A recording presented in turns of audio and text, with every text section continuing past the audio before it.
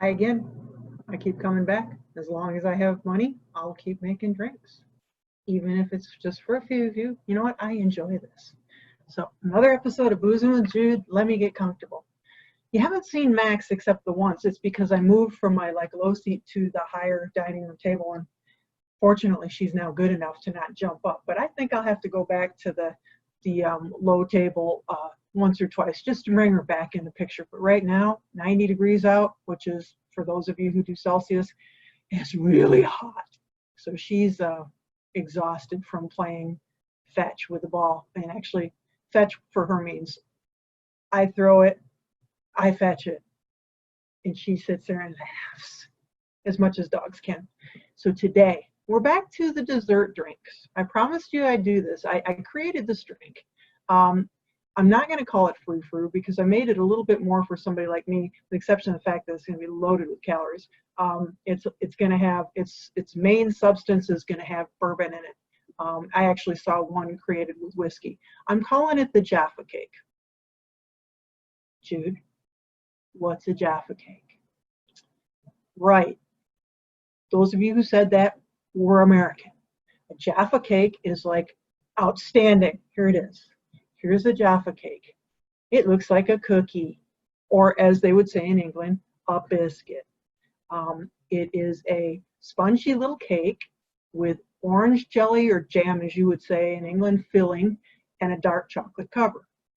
Now, when I was working with students in England, they would come over from America and we would serve them all sorts of stuff when they first arrived, and nobody would touch them. Now, how can you not touch something that's covered in chocolate? Because the moment they heard that it had an orange filling, they went, ew. It's not ew, it's outstanding. However, in America, I hadn't thought about it until then. There's not a lot of like chocolate orange combinations. So in our head, we don't really think about chocolate and orange going together. But you know what? Give me a Terry's chocolate orange. Man, I'm eating the whole thing. I'm eating the whole thing. And they're going, no. So fine, more for me. You can get them here, like in the international food section. You pay like 10 times more. Interesting thing about the Jaffa Cake in the United Kingdom. So most things have what they call VAT tacked on it, which is value added tax. And I think right now value added tax is 20.9%. Now, pros and cons of VAT as opposed to what we do in America. If you go into a store and you see a price on something, that's the price you pay. It has the VAT already included on that price, whereas here we got to figure out, is it taxed? If so, how much is it taxed from state to state, from county to county? It's really confusing. The con, 20.9%. What? Okay, so the thing with Jaffa Cakes is some things are taxed and some things aren't.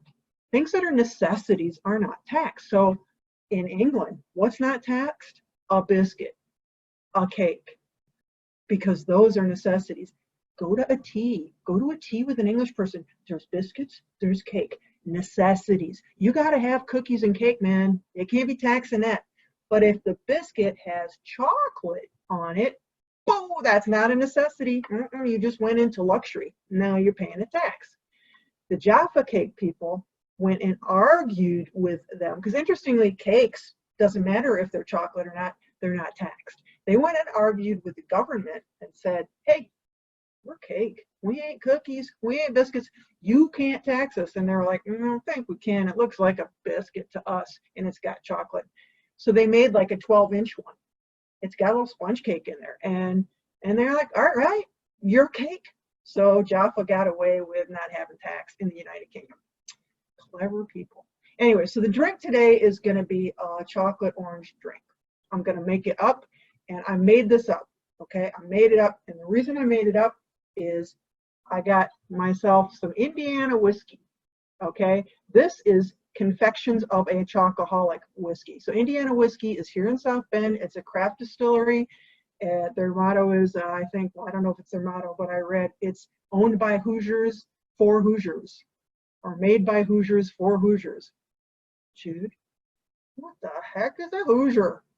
Hoosier is a word that people in Indiana refer to themselves as. They're Hoosiers. It's the Hoosier state. Nobody really knows what it means. If I were down in the South, they'd be like, what, you mean like Hoosier mama? No, it's Hoosier. So it's a, but you know, they don't know that I'm from Michigan, or as Father Dominic would say, Michigan. So they sell it to me too, because I'm not a Hoosier, I'm a Michigander. This is a really outstanding whiskey. They had cinnamon, they had all sorts of different, they had a maple, like breakfast whiskey. I'm all about whiskey for breakfast, but I didn't like it as much as this.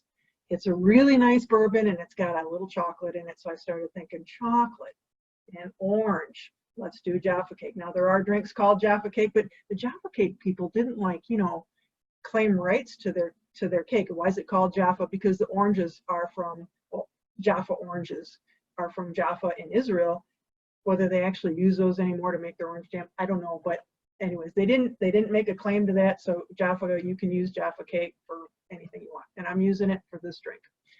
So how is it made? It's got a lot of ingredients, and you frou-frou people will like it, but some of us other non-frou-frou people will like it too, except for the fact that, I'm gonna leave this in there, keep it cold, except for the fact that, you know, fattening is heck. So I'm gonna shake it. And you know what, I'm gonna put you on pause because I forgot one ingredient, and now I learned that I can pause and come back without having to restart over. So I forgot the cream. I'll be right back. And here it is. It's a Christmas miracle. It just appeared in my hand. So it's half and half. So what we've got is we've got this chocolate whiskey. You don't need that to make the drink because I'm going to add some other chocolate alcohol or liquor in there, or liqueur in there. But you know what? This allows me to back off on some of that like really sickening sweet stuff. It's not sickening sweet. It's just, you know, I'm an adult. I'm thinking I'm not supposed to be drinking this kind of stuff. So first thing we're going to do is put some ice in our shaker, which is still the one that leaked. Still waiting for the other, but that's okay. It'll come. And put this back in here. Okay, so the spirit is going to be the primary thing. I'm going to do 1 whole ounce of the spirit, and I'm going to do about a half an ounce of everything else. Okay, so I want the bourbon to be dominant. With most of these sort of frou-frou drinks, you have like a liqueur being dominant. So, or all equal parts, but I want the bourbon to be dominant in this drink. So, and it is. I'm going to take, I love amaretto, di Saronno amaretto. Amaretto is an almond flavored liqueur. Well, why are you putting that in there, Jude? Because it's a cake. And cake often tastes like almonds. So I'm going to put a half of amaretto in there. It's Italian, of course, made from, oh my God, it's so nice. I love this. It is, I mean, you know, I don't drink a lot of liqueurs straight now, but every once in a while, man, just to drink this straight or on the rocks is just really nice. Okay, so here we go. We're going to have a couple things. Creme de cacao, creme de cacao, creme de cocoa, as a lot of people say. It's a chocolate liqueur. They use it a lot in sort of mocha or coffee drinks. So as opposed to going for like a thick chocolate liqueur like I could have, like that they put in chocolate martinis, which aren't martinis at all, just saying. And it also is famous for the brandy Alexander, which I will do later because my dad used to make them. I loved them. He made grasshoppers too, and I'll make that for you. But he made them with blender with ice cream, and you know I don't have a good blender set up here, so I'll make them without, and you can just imagine. Next, we've got the orange curacao. You could use triple sec. You could use any orange liqueur you want. If I had a really nice Grand Marnier, I would put it in there because that would make it so rich, but I don't. And quite frankly, just, you know, I'm a little poor these days. So we use the orange curacao on other drinks that we've made on the show. It's a nice orange liqueur. Okay, where are we now? There's so many, I don't want to forget anything. Angostura bitters. Okay, so I've got a lot of sweet in there, and I want to balance it out with bitters, and they make the orange. Remember I told you about that. So Angostura bitters from Venezuela, the regular bitters, which are quite famous, and their orange ones that you came out with a couple years ago. I'm going to do 3 dashes of that. I missed one, so, you know, oops. So we got the bitters in there. And then finally, I'm going to do a little more than a half, but not quite a full. I'm using half and half. You can use cream if you want to go all the way. If it's really, you know, you're having a hard time, I guess you could use milk, but I wouldn't do that. So we're going to give this a really good shake and hope it doesn't spill all over me and my shaker that's decided to sort of leak. I hope that I can get the cover off. You can see the perspiration on my face. It's hot today.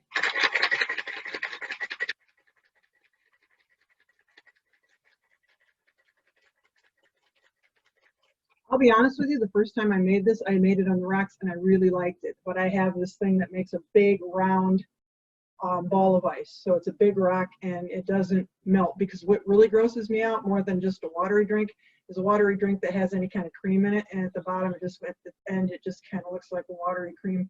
I don't like that. So that's why I'm serving it up.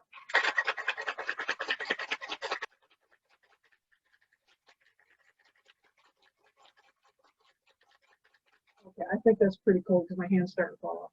So here I'll take my once chilled martini glass, pour this out. Okay. Smells pretty good, looks pretty decent. Another reason I put cream in it is because without it, it kind of looks gross. It does, I mean, I liked the way it tasted, but it's dark and clear and kind of ugly looking. So there's that baby.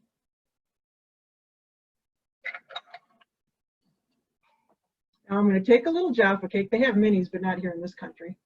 So, and that gives me the opportunity to eat it. I just had to open them. And this is probably overdoing it with the whatever we're calling this garnish. I might have like taken some Cadbury and curled it on the top, which would have been nice too, instead of the Jaffa or something like that. You can do whatever you want. You don't have to do anything. But here it is, ladies and gentlemen, Judy Hutchinson's version of the Jaffa Cake, which I'm dedicating to our friends at the craft distillery Indiana Whiskey. And I want to tell you why I like them so much. See this? That's Indiana Whiskey. We don't drink it. It's hand sanitizer.